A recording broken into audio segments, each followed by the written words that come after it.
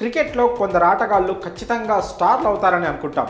వాళ్ళు ఆడే తీరు, గేమ్ అవేర్నెస్, డెడికేషన్, సాధించాలనే తపనను బట్టి నెక్స్ట్ సూపర్ స్టార్స్ అవుతారని భావిస్తాం. కానీ ఈ ముగ్గురు నలుగురు మాత్రమే తమ కెరీర్లను సుదీర్ఘ కాలం పాటు పొడిగించుకోగలరు.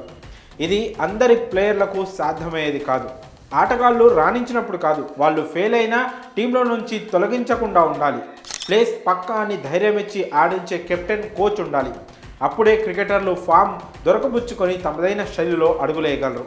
ఇలా ధైర్యం ఇవ్వబట్టే చాలామంది యంగ్స్టర్స్ స్టార్లుగా, సూపర్ స్టార్లుగా మారారు. అయితే కొంతమంది మాత్రం అనామకులుగా మిగిలిపోయారు. ఇక తాజాగా రిటైర్మెంట్ ప్రకటించాడు భారత బ్యాటర్ మనోజ్ తివారీ. అయితే తన కెరియర్ నాశనం అవ్వడానికి ఎంఎస్ ధోనీనే కారణమని అతడు ఆరోపించాడు. భారత జట్టు తరఫున అంతగా పేరు తెచ్చుకోకపోయినా డొమెస్టిక్ క్రికెట్లో లెజెండరీ బ్యాటర్గా ఉన్నాడు మనోజ్ తివారీ. సోమవారం క్రికెట్లోని అన్ని ఫార్మాట్ల నుంచి తప్పుకుంటున్నట్లు అతడు ప్రకటించాడు. రంజీ ట్రోఫీలో భాగంగా బీహార్తో జరిగిన మ్యాచే అతడి కెరియర్లో చివరిదిగా నిలిచింది. రిటైర్మెంట్ ప్రకటన తర్వాత తన ఇంటర్నేషనల్ కెరియర్ గురించి తివారీ సంచలన వ్యాఖ్యలు చేశాడు. తాను కూడా రోహిత్ శర్మ, విరాట్ కోహ్లీలా స్టార్ అవ్వాల్సిందని, కానీ ధోని టీంలో నుంచి తీసేయడం వల్లే ఈ దుస్థితి ఏర్పడిందన్నాడు. ధోనీని ఎప్పుడైనా కలిసే అవకాశం వస్తే అతన్ని ఒకే ప్రశ్న అడుగుతా. సెంచరీ చేసిన తర్వాత కూడా టీంలో నుంచి నన్ను ఎందుకు తీసేశారు అని అతన్ని క్వశ్చన్ చేస్తా.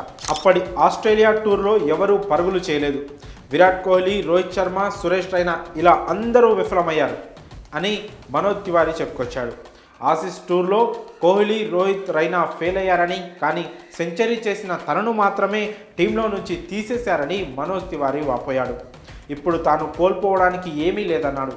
ఫస్ట్ క్లాస్ క్రికెట్లో 65 మ్యాచ్లు పూర్తి చేసుకున్న సమయంలో తన బ్యాటింగ్ యావరేజ్ 65గా ఉందని, అయినా తనకు టెస్ట్ క్యాప్ దక్కలేదన్నాడు తివారీ. ఆసీస్ భారత్కు వచ్చినప్పుడు జరిగిన ఫ్రెండ్లీ గేమ్లో 130 పరుగులు చేశానని, ఇంగ్లాండ్ ఇక్కడికి వచ్చినప్పుడు 93 రన్స్ చేశానని, అయినా తనకు బదులుగా యువరాజ్ సింగ్ను జట్టులోకి తీసుకున్నారని తెలిపాడు. సెంచరీ బాదిన 14 మ్యాచ్ల పాటు జట్టుకు దూరం చేశారని, ఒక ప్లేయర్ నమ్మకాన్ని చంపేయడానికి ఇదొక్కటి చాలని తివారీ ఆవేదన వ్యక్తం చేశాడు.